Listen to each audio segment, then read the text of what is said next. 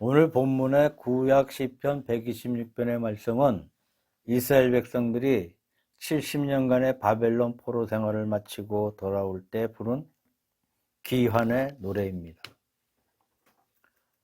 신약 로마서 7장의 말씀은 바울 사도가 그의 심각한 신앙생활의 속마음을 털어놓는 말씀인데, 자기 마음속에는 하나님의 말씀을 순종하고자 하지만 자기가 원하는 바 선을 행하지 아니하고 오히려 원치 아니하는 악을 행함으로 오라 나는 공고한 사람이로다 라고 부르짖는 자기의 마음의 고민을 고백하고 있는 말씀입니다. 이스라엘 백성들이 바벨론에서 70년 동안의 고통스러운 생활을 겪은 후에 돌아올 때에 그 환희를 표현하기를, 눈물을 흘리며 씨를 뿌리러 나가는 자는 정령 기쁨으로 단을 거두리로다 라고 말하고 있습니다. 바벨론에서 돌아올 때의 기쁨을 추수할 때 단을 가지고 돌아오는 자의 기쁨에 비교하고 있는 것입니다. 로마서 8장에서는 특히 마지막에 보면 사도 바울은 놀라운 큰 기쁨을 말하고 있는데, 누가 우리를 그리스도의 사랑에서 끊으리요? 환난이나 공고나 핍박이나 적신이나 위험이나 칼이라 하며 승리의 찬양을 부르고 있는 사실을 볼 수가 있습니다. 구약의 말씀은 민족적인 고통과 그 고통 뒤에 찾아왔던 환희를 표현하고 있습니다. 신약의 말씀은 사도 바울의 개인적인 체험에서의 고민과 그 고민 후에 찾아왔던 기쁨과 환호를 소개하고 있습니다. 이 두 가지 말씀을 기초로 해서 고민 후에 기쁨이란 제목으로 은혜를 받고자 합니다. 사람은 생각하는 존재라고 말할 수 있습니다. 개나 돼지나 다른 모든 동물의 세계는 이 생각이란 것이 없어요. 그들은 단순히 본능적으로 살다가 본능적으로 죽는 것에 지나지 않습니다. 그러나 사람은 누구든지 마음속에 문제를 안고 있고 또 그 문제 때문에 허덕이는 고민의 삶을 보내고 있는 것이 사실이죠. 혹은 인생에 대한 고민이 있습니다. 혹은 건강에 대한 고민이 있습니다. 혹은 취직에 대한 고민이 있습니다. 혹은 이성 문제 때문에 고민이 있어요. 혹은 자녀 때문에 고민이 있습니다. 고민의 종류가 다 다르지만 인생의 무거운 고민을 가지고 일생을 살아가고 있는 것이 바로 우리의 인간 생활이 아닌가 생각해 볼 수가 있습니다. 사람의 가치라고 하는 것은 그 사람의 고민의 종류에 달려있다고 할 수가 있습니다.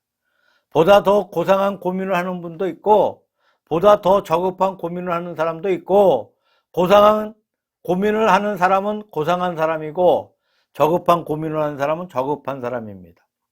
그런 의미에서 사람의 가치라고 하는 것은 그 고민의 종류에 달려있다고 말할 수가 있습니다.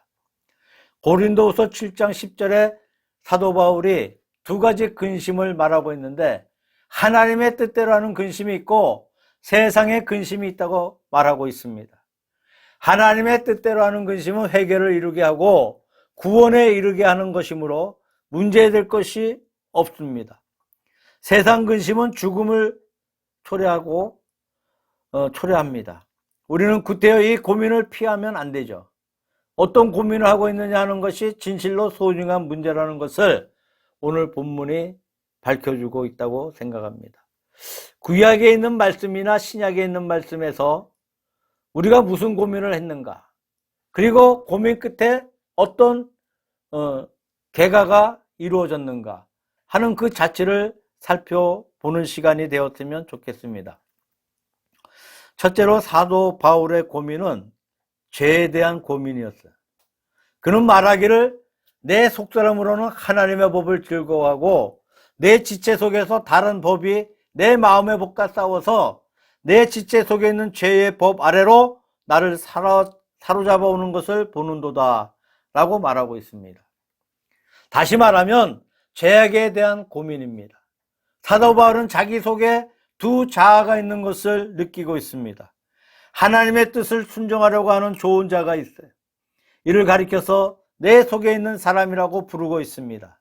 또 하나의 자아가 있는데 죄를 지으려고 하는 자아가 있습니다. 다른 법의 사람이라고 표현하고 있습니다.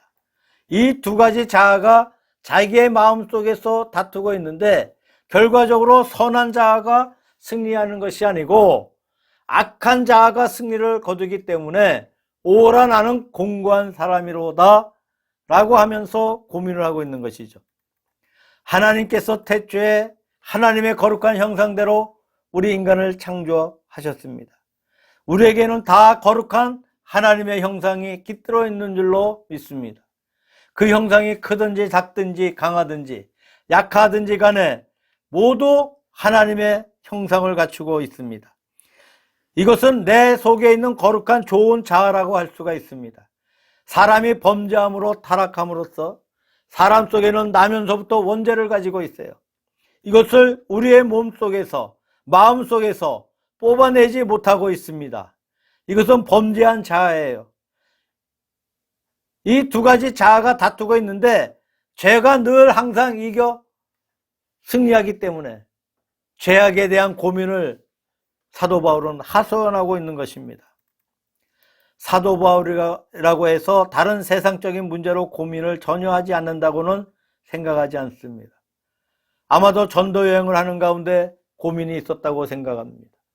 교회를 세우는데 여러 가지 역경을 만나서 많은 고민을 했을 것입니다. 그러나 사도 바울의 근본적인 고민은 그런 고민이 아니고 죄에 대한 고민이었어요. 죄에 대한 고민. 베드로가 그리스도의 부름을 받은 사건은 누가복음 5장에 나타나 있습니다. 아름다운 사건이라고 생각됩니다. 베드로가 그날 밤에 밤새워 고기잡이에 몰두했습니다. 그러나 그날따라 고기를 한 마리도 못 잡았어요. 실망의 아침을 맞이하고 그물을 싣고 있었어요. 그때 예수님께서 거기에 오셔서 베드로의 배를 타시고 바닷가에 모인 군중을 향해서 말씀하셨어요. 아마 베드로는 밤새껏 수고했으나 아무것도 얻지 못한 맥이 빠진 상태에서 주님의 말씀이 귀에 들어오지 않는 것 같습니다.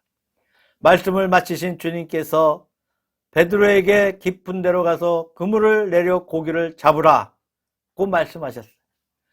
자, 고기잡이에만 관심이 있고 고기잡이에만 몰두했지만 고기잡이에 실패해서 실망 가운데 있는 베드로에게 그 요구를 채워주실 참이었습니다.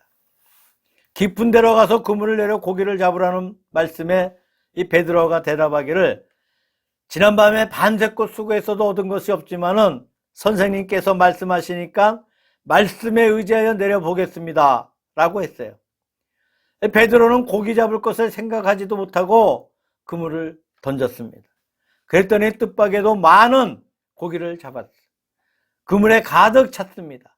평생에 처음 있는 놀라운 사건이었다고 생각됩니다. 곁에 있던 야고보와 요한을 불러서 절반을 나누어 실었어요. 그랬더니 두 배가 가득 차서 배들이 물에 잠길 정도였습니다. 이 사실을 보았던 베드로가 예수님의 발 앞에 엎드려 말하기를 주여 나를 떠나소서 나는 죄인으로소이다 라고 말씀하고 있습니다. 아주 위대한 장면이었다고 믿습니다.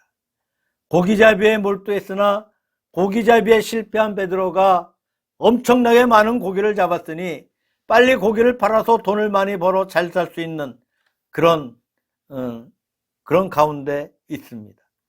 그런데 예수님께 고기에 대한 감사는 하지 아니하고 나는 죄인으로소이다. 나를 떠나소서라고 고백합니다. 그의 관심은 고기잡이도 아니었고 고기를 파는 것도 아니고 돈 버는 것도 아닙니다. 자기 안에 있는 죄성을 고백하고 있어요. 내 안에 있는 죄성. 이것이 베드로 사도의 위대한 면이었다고 생각되어집니다.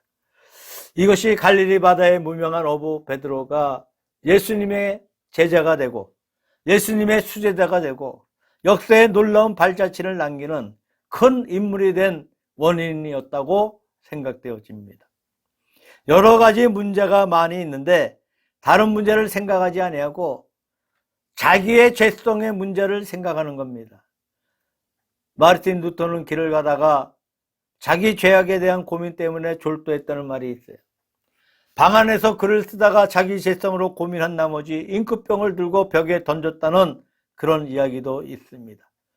성 어거스틴이 쓴 유명한 참회록 가운데 보면 어릴 때부터 지은 죄를 구구절절히 자백한 그런 말씀들이 나오고 있습니다.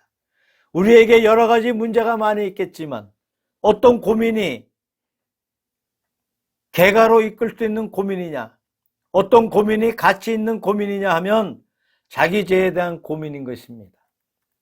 그 다음에 사도 바울은 말씀하시기를 이 사망의 몸에서 누가 나를 건져내랴 라고 말씀하고 있어요. 자기의 죄를 느끼는 동시에 자기의 무능성을 느끼고 있습니다. 이 사망의 몸에서 누가 나를 건져내랴, 이 말씀을 주석하는 많은 주석가들의 말씀 가운데 이런 재미있는 주제가 있습니다. 당시 로마의 사형법 가운데 가장 가혹한 것이 두 가지가 있는데, 하나는 주님께서 못 박히신 십자가의 형입니다. 십자가에 달리는 것은 빨리 죽지 않습니다. 며칠씩 오랜 고통 끝에 죽이는 것이므로 가혹한 사형법입니다. 또 하나의 사형법으로는 사형수를 끌고 와서 송장과 함께 매는 그런 사형법이 있어요. 송장의 배와 사형수의 배를 맞추고 송장의 가슴과 사형수의 가슴을 맞추고 송장의 입과 사형수의 입을 맞추고 이렇게 전신을 꼭 맞추어서 묶어버려. 그렇게 해서 길가에 두면 죽을 리가 없어요. 그러나 무섭고 고통스럽고 냄새가 나서 그것을 견뎌낼 도리가 없다고 합니다. 이렇게 며칠간 실컷 고통을 한 후에 죽여버린다고 합니다. 여기서 사도 바울이 말하고 있는 사망의 몸은 바로 그 송장을 가리키는 것이라고 해석합니다. 이렇게 비끄러매는 송장, 이렇게 매여있는 나를 누가 구원해 낼 수 있겠느냐? 아무도 풀어내지 못합니다. 물론 자기 자신도 어떻게 하지 못합니다. 사람이 건강할 때는 자기가 유능하다고 느끼죠. 병들어서 병원에 입원해 있으면 자기가 얼마나 무능한가를 느낍니다. 사람은 참 신비한 존재라고 생각해요. 어떻게 보면 굉장히 유능한 존재이고 어떻게 보면 굉장히 무능한 존재입니다. 감히 하나님의 흉내를 냅니다. 우주선을 만들어 쏘아 올리고 하늘을 정복하고 바다를 정복하는 것을 보면 굉장히 유능한 존재임에 틀림없어요. 어떤 면에서는 너무나 무능합니다. 동물보다 더 못한 무능한 인간인 것을 또한 볼 수가 있습니다. 어떻게 보면 사람은 대단히 지혜 있는 존재입니다. 그러나 어떤 때는 또한 굉장히 어리석은 존재입니다. 지금도 이란과 이라크는 100만 대군을 서로 모아두고 대치하고 있어요. 참 어리석은 일입니다. 지금도 미국과 러시아, 중국, 북한의 대치하에 전 세계는 군비 경쟁에 열을 올리고 있어요. 만약 그런 군비 경쟁을 하지 아니하고 그 돈을 다른 데 쓸 것 같으면 아마 아프리카에 있는, 인도에 있는 세계의 모든 굶주린 자들이 다 배불리 먹이고 모든 시설을 다 고치고도 남을 줄로 믿습니다. 굉장한 돈을 군사력 경쟁에 투입하고 있어요. 실로 어리석은 인간이라고 생각이 되어집니다. 물론 사람은 과학적으로 유능합니다. 건축학적으로, 의학적으로, 과학적으로 유능합니다. 여러 가지 면에서 유능하다고 할 수 있겠지만 구원받는 거룩한 문제에 있어서는 얼마나 무능한지 알 수가 없어요. 사도 바울은 자기가 철저하게 무능하다는 사실을 고백하고 있습니다. 어거스틴 같은 분이나 칼빈 같은 분은 예정론 속에서 인간의 철저한 타락, 인간의 전적 무능력을 부르짖었던 것을 우리가 알 수가 있습니다. 구약의 모세가 120년을 살았어요. 그 120년을 40년씩 세 부분으로 나누어 볼 수 있는데 처음 40년간은 애국 궁중에서 높은 학문을 터득하고 또한 모든 군사수를 공부하고 유능한 사람이 되었어. 이제 곧 바로의 왕이 될 수가 있는, 애굽의 왕이 될 수 있는 그런 한 그때에 모세는 자기의 힘으로 능력으로 이스라엘을 구원할 수 있다고 착각한 것 같습니다. 밖에 나가서 자기의 완력으로 애굽 사람이 자기 동족을 괴롭히는 것을 보고 애굽 사람을 쳐 죽였어요. 애굽 사람을 구원해 냈습니다. 히브리 사람을 구원해 냈습니다. 그런데 그 사실이 탈로 되었어요. 도망쳐서 광야의 사람이 되었습니다. 광야에서 40년간 양떼와 더불어 보내면서 어느덧 80세 노인이 되어버렸어요. 그때 모세는 하나님의 부르심을 받았지만 모세는 반복해서 하나님 앞에 사양을 해요. 애굽에 가지 못합니다. 이스라엘 백성을 인도하지 못합니다. 내가 무엇이 간데, 내가 누구 간데 할 수 있겠습니까? 마지막으로 핑계할 말이 없으니까 입이 둘에서 말을 못합니다 라고 모세는 핑계를 합니다. 재미있는 사실은 처음에 내가 할 수 있다고 생각할 그때에는 모세가 동족들에게 거부를 당했다는 것이에요. 그러나 모세가 할 수 없다고 생각할 때 그때에는 기어코 하나님께서 그를 부르셔서 애굽으로 보내고 이스라엘 백성을 구출하여 그들을 인도한 제3의 40년 생활이 시작되게 하신 것입니다. 이것이 하나님의 신비로운 세계인 줄로 믿습니다. 자기가 유능하다고 느끼는 사람들은 실로 하나님 앞에 미약한 사람들입니다. 자기의 미약을 느끼는 그 사람이 실로 하나님 앞에 강력한 사람입니다. 어떤 책에 말하기를 자아상이라는 것이 있습니다. 4가지가 있다고 합니다. 첫째는 사회가 보는 자아상, 세상이 나를 보고 있는, 세상에 의해 만들어져 있는 자아상이 있어요. 두 번째는 친구가 보는 자아상이에요. 친구가 보는 것이므로 물론 좋게 볼 수 있을 것입니다. 그래서 그것은 미화되어 있는 자아상입니다. 셋째는 자기가 자기를 보는 자아상이 있어요. 넷째는 하나님께서 보시는 자아상이 있습니다. 물론 세상이 보는 자아상도 중요하고 친구가 보는 자아상도 중요하고 내가 보는 자아상도 중요하지만 그것은 다 절대 가치가 있는 것이 아닙니다. 절대 가치가 있는 것은 하나님께서 나를 어떻게 보시느냐가 하는 것이죠. 하나님께서 가하다 하시면 가한 것입니다. 하나님께서 된다 하시면 되는 거예요. 하나님께서 안 된다고 하시면 안 되는 것입니다. 이 절대자 하나님 앞에 서 있는 나 자신을 발견할 때에 우리는 참으로 어린아이와 같고 미물과 같고 동물과 같습니다. 무능한 자기를 발견할 수가 있습니다. 그 다음에 세 번째 단계로 자기의 죄를 깨닫고 자기의 무능을 깨달을 때에 전심으로 하나님을 의뢰하는 신앙이 생겨난다는 거예요. 참 내가 부족했었다는 것을 느낄 때에 우리는 전심으로 하나님 앞에 의지하게 된다는 말씀입니다. 몇십 년 전에 제가 중학생 때인 것 같아요. 레이건 대통령이 전 세계를 향해서 텔레비전으로 방송을 했는데 제가 그 방송을 든 적이 있습니다. 그날 진지한 얼굴로 방송한 내용이 말이 뭐냐면 미국에 있는 모든 공립학교에서 이 텔레비 본 거예요. 그때 케네디 대통령 때에 성경을 가르치는 것과 기도하는 것을 폐지한 적이 있었는데 이제 그것을 다시 복구해야 한다고 강조하면서 우리 미국의 살 길은 하나님 앞에 간곡히 기도하는 길밖에 없다고 아주 진지하게 연설하는 것을 들어보았습니다. 제 마음속에 참 옳은 말이다 라고 또 참 좋은 대통령이라고 느꼈습니다. 영국 사람이 처음 신대륙을 건너갔을 때는 하나님을 의지했어요. 하나님이여 우리에게 신앙의 자유를 주시옵소서, 그렇지 않으면 죽음을 주시옵소서라고 기도하는 열렬한 믿음으로 건국을 했어요. 미국 사람들이 처음으로 만든 화폐에 자세히 보면 하나님께 우리가 의지한다 라는 문구가 달러에 새겨져 있다고 합니다. 그들은 그렇게 출발을 했어요. 그런데 미국이 굉장히 부하게 되었습니다. 세계에서 가장 부하게 되었어요. 미국의 절정기에는 미국에 있는 자동차 수가 전 세계 자동차 수의 80%가 되었대요. 또 강철은 전 세계 강철의 90%가 되었대요. 다시 말해서 미국은 굉장히 강했다는 거예요. 그런데 그런 미국이 지금 상당히 많은 문제를 가지고 사방에서 고민을 하고 있습니다. 중동에서도 그렇고 유럽에서도 그렇고 극동에서도 그렇고 남미에서도 그렇고 얼마나 문제가 많은지 몰라요. 이런 고민 속에 대통령이 온 백성에게 지금 우리가 하나님 앞에 기도할 때입니다 라고 연설을 했어요. 코로나로 예배를 못 드리는 교회에 예배를 드릴 수 있도록 개방하라는 연설을 했습니다. 우리 하나님 앞에 기도하는 것이 미국과 세계가 살 길이라는 것입니다. 구약의 하박국서에 보니까 하박국의 고민과 고민에 대한 해결과 그의 찬미가 기록되어 있습니다. 그의 고민은 3가지 고민이었어요. 하나님 왜 세상의 선한 자들이 고생하고 있습니까? 왜 세상의 악한 자들이 오히려 잘 살고 있습니까? 왜 선한 자를 하나님께서 징계하실 때 악한 자를 통해서 징계하시나이까? 이 세 가지 고민입니다.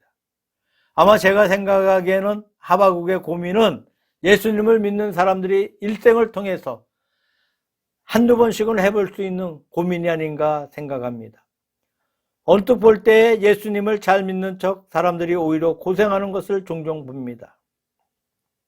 아니, 예수님을 잘 믿는 착한 사람들이 오히려 고생하는 것을 종종 봅니다. 오히려 악한 사람들이 악을 장하는데 왜 잘 될까 하는 마음의 의심이 있습니다. 왜 하나님께서 악한 자를 통해서 의로운 자를 징계하실까? 예를 들어서 바벨론을 통해서 이스라엘을 징계하셨습니다. 왜 그랬을까? 1장에 그런 세 가지 고민을 말한 뒤에 2장에 그 해답이 나옵니다. 하나님의 해답은 두 가지였어요. 먼저 그것은 임시적인 현상이라는 거야. 하나님의 영원한 형상은 의인이 축복을 받고 흥왕하고 악인은 패망한다는 것입니다. 그러나 역사의 과정 속에 임시적인 현상이 있는데 의인이 고생을 하고 악인이 왕성할 수 있다는 거예요. 그러나 그것은 영원한 것이 아니라는 겁니다. 악인의 왕성도 잠깐이고 의인의 고통도 잠깐이라는 것입니다. 그러니 마음속에 일단 안심이 되었습니다. 임시라고 하니까 참 좋은 일입니다. 그런데 가만히 듣고 난 뒤에 또 고민이 들어옵니다. 그래서 두 번째 물어요. 임시라고 하니까 참 좋기는 좋은데 임시가 왜 있습니까? 임시라는 것이 없는 게 더 좋지 않습니까? 그것이 무엇 때문에 필요합니까?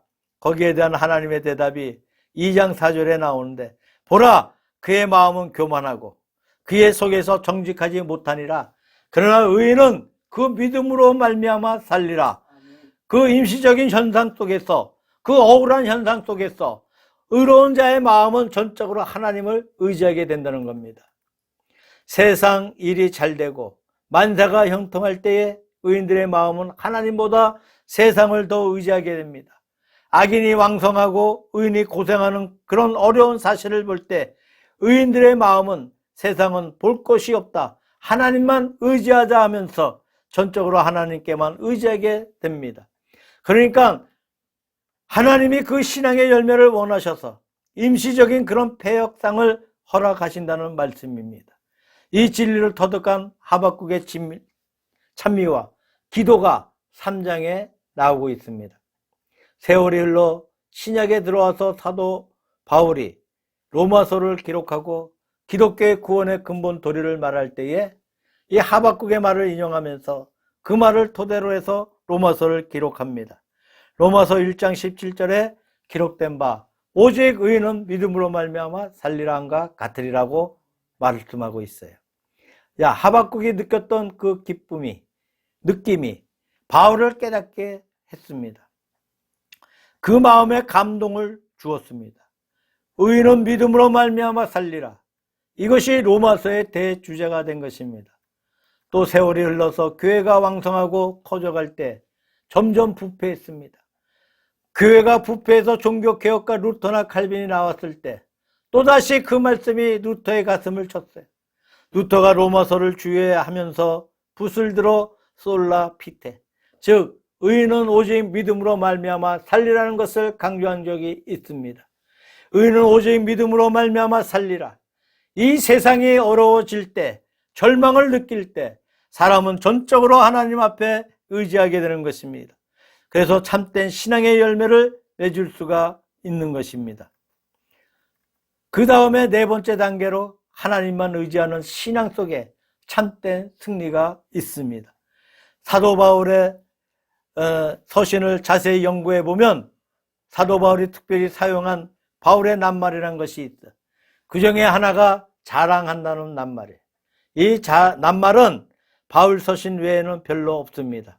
전부가 바울 서신에 나오는 말인데 이 말은 보통 자랑한다는 말이 아니에요. 고함을 치면서 몸으로 춤을 추면서 감사하고 그렇게 자랑한다는 말입니다. 다시 말하면 수탉 두 마리가 싸우면서 한 마리가 이기면 날개를 치면서 울어댑니다. 그런 모습으로 자랑하는 것입니다. 신앙의 개가를 부르면서 고함을 치는 그런 낱말입니다. 로마서 8장 후반절에 보니까 누가 우리를 그리스도의 사랑에서 끊으리요? 환난이나 공고나 핍박이나 기근이나 적신이나 위험이라 칼이랴.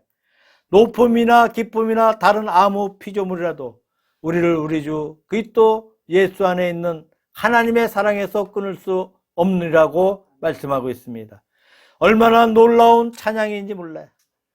고민은 다 사라졌어요. 고민 후에 놀라운 기쁨을 얻습니다. 고린도전서 15장을 보니까 사도 바울이 부활의 사실을 말한 뒤에 결론으로 놀라운 개가를 부르고 있습니다. 사망아 너의 쏘는 것이 어디 있느냐? 사망아 너의 이기는 것이 어디 있느냐? 사망이 생명에게 삼킨 바 되었도다.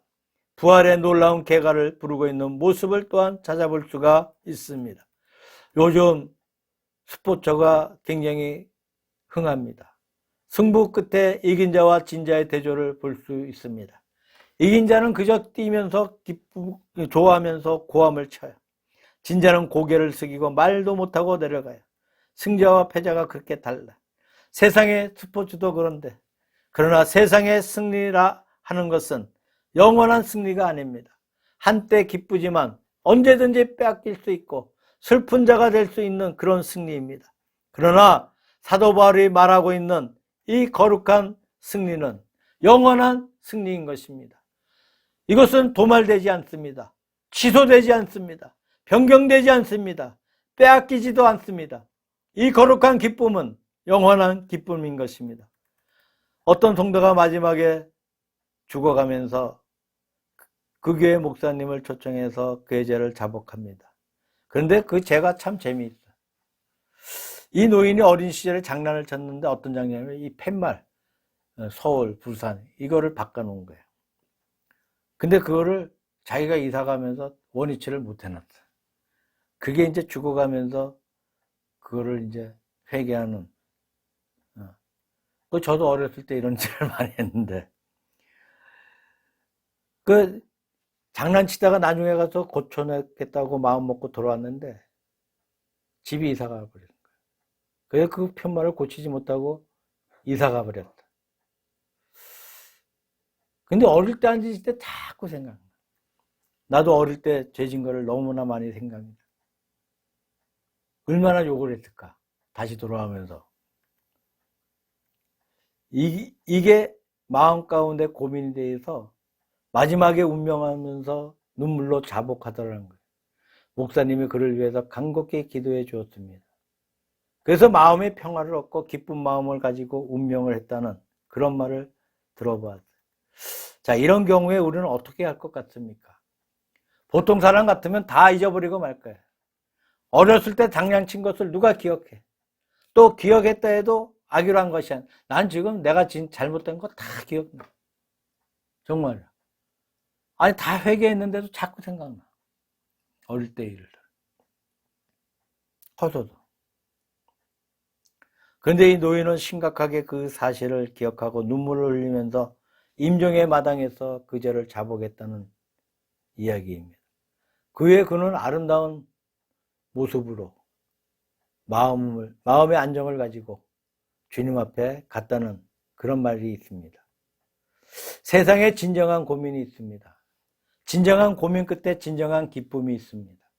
우리에게 여러 가지 고민이 있겠는데 도대체 내가 이 순간 무슨 고민을 하고 있는 것이냐 하고 한번 반성해 봅시다. 사도 바울은 자기의 죄를 위해서 고민하였고 이 고민 끝에 자기의 무능성을 깨닫게 됩니다. 자기의 무능성을 깨닫는 가운데 철저히 하나님을 의지했고 하나님을 의지하는 가운데 이 거룩한 승리의 개가를 부를 수 있었어요. 사도 바울이 얻은 고민과 개가의 과정이 저와 여러분들의 것이 되기를 축원합니다. 기도하겠습니다.